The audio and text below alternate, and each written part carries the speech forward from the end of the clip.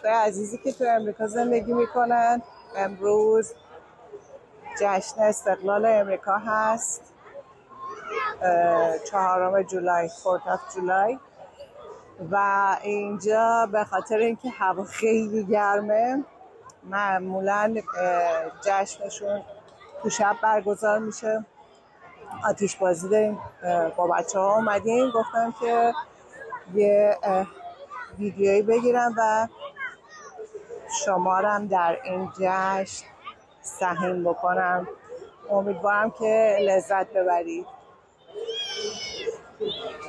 میبینید که چقدر شلوغه. یه سری از دوستان از بعد از ظهر اومدن، معمولا دوستای مکزیکی هستن که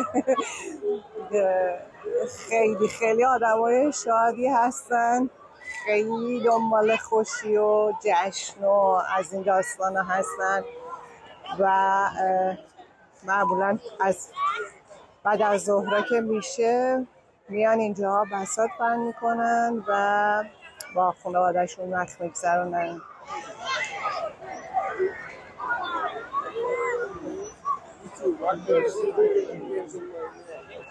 همینجوری که میبینید بسیار شلوغه. البته این فقط یه قسمت از منطقه ما هستش، تمام منطقه ها به همین شکل هست. پلیس خیابونا رو بسته و چند دقیقه دیگه فکر میکنم که آتش بازی شروع میشه. سعی میکنم که ویدیو رو ادامه بدم و شمارم سهیم بکنم.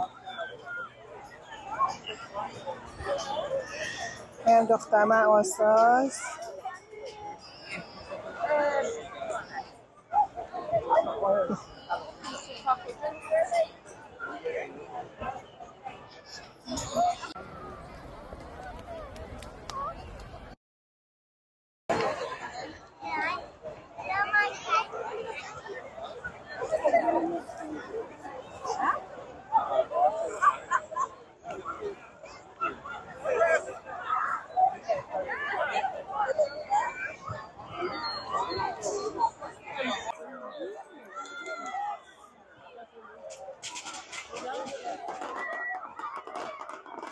همونجوری که میبینید شروع شد.